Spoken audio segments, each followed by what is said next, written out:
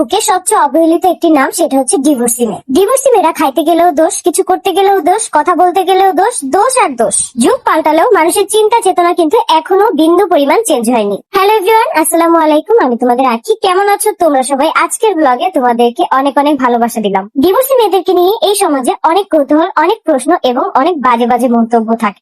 এখন এইসব উপেক্ষা করে আমাদেরকে চলতে হবে, সামনের দিকে আগাতে হবে। তাদের কথা নিয়ে যদি আমরা বসে থাকি তাহলে কিন্তু কখনোই আমরা সামনের দিকে আগাতে পারবো না। অনেকের মনে প্রশ্ন আসে না যে আমি কিভাবে এত ভালো আছি? আমাকেও কিন্তু এগুলো ফেস করতে হয়, কিন্তু এগুলোতে আমি কখনোই কান দেই না। আমি যখন বাইরে বেরিয়ে আমার সাথে 10টা মানুষের দেখা হইলে সেখান থেকে 5টা মানুষ ভালো থাকে আর 5টা মানুষ খারাপ থাকে।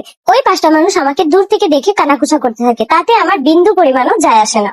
এই 5জন মানুষের জন্য আমি আমার জীবনটাকে থামিয়ে রাখবো, এটা কিন্তু কখনোই করা যাবে না। এটা কিন্তু একদম বড় ধরনের একটা বোকামি। আমি এখন দেখি শুধু ডিভোর্সি মেয়ে না, সব মেয়েদেরকে কিন্তু টিচ করা হয়ে থাকে। তো এই টিচ করার জন্য যদি আমরা নিজেরা থেমে যাই, নিজেরা যদি ঘরে বন্দী হয়ে থাকি, তাহলে কিন্তু এটা নিজেদেরই লস। এই জন্যই মানুষের কথা না ভেবে, মানুষের কথা কান না দিয়ে নিজেরাই সামনের দিকে আগাও। আমার কাছে মনে হয় যে নিজের বুদ্ধিতে পাগল হওয়া ভালো। যদি অন্যের বুদ্ধিতে তুমি পাগল হও তাহলে তোমার কাছে মনে হবে যে ওনার বুদ্ধি যদি আমি না নিতাম তাহলে আজকে এই জিনিসটা হতো না। কিন্তু নিজের বুদ্ধিতে তুমি একটা কাজ করে সেটার মধ্যে যদি তুমি কোনো সাকসেস না পাও তাহলে মনে হবে যে না, এটা আমার ডিসিশন ছিল, তখন কিন্তু মনও শান্তি লাগবে। যাই হোক, অনেক কথা বলে ফেলেছি। আজকে আমরা সবাই মিলে একসাথে ফুচকা খেতে আসছি, শুধু আমার আব্বু বাদে। আর আমরা বাদবাকি সবাই কিন্তু চলে আসছি লাভ রোডের এই ফুচকার দোকানগুলোতে। কিন্তু ফুচকা খেতে অনেক বেশি ভালো লাগে, তাদের ফুচকা বানানোর টেকনিকই অন্যরকম। তো এখানে আয়াসও অপেক্ষা করতেছে যে কখন আমাদেরকে ফুচকা দেওয়া হবে। তো এই যে আয়াস কিন্তু এখানে অপেক্ষা করতে করতে এক পর্যায়ে সে বিরক্ত হয়ে যায়। এইদিকে দেখো, আয়াস বেলুন দেখে কি করতেছে, কিন্তু এই বেলুন দিয়ে সে 5টা মিনিটও খেলে না।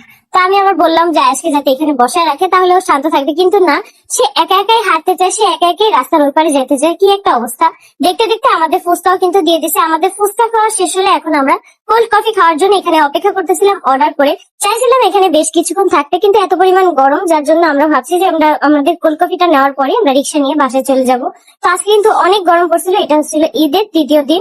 তো এই যে দেখতে দেখতে আমাদের কোল্ড কফিটা হয়ে গেছে। তো এখানে আমি যে মিস্টেকটা করছি, এখানে আমি বোবা অ্যাড করতে চাইছিলাম, কিন্তু আমার একটুও মনে ছিল না, যার কারণে আর বোবাটা অ্যাড করা হয়নি। তো এই যে এখন আমরা বাসার দিকে রওনা হব। তো এখন আমরা সুন্দরভাবে বাসায় চলে যাবো। আর এইদিকে যাওয়ার পথে দেখলাম যে এত সুন্দর লাইটিং, এই রাস্তাটা দিয়ে হাঁটতেও ভালো লাগে এরকম লাইটিং দেখতে দেখতে। তো এখন আমরা বাসায় চলে যাচ্ছি। আর এদিকে আমি আমার জন্য একটা কর্ন নিয়ে নিয়েছিলাম। এই কর্নটা আমার কাছে অনেক বেশি ভালো লাগে। এটা হচ্ছে মিক্সড কর্ন, মানে হচ্ছে ঝাল মিষ্টি দুইটাই আর কি অ্যাড করা থাকে। আমি সবসময় এটা খাই, আমার কাছে অনেক পছন্দ। তো এই যে বাসায় এসে পরে আমার আব্বু এখানে খেলতেছিল।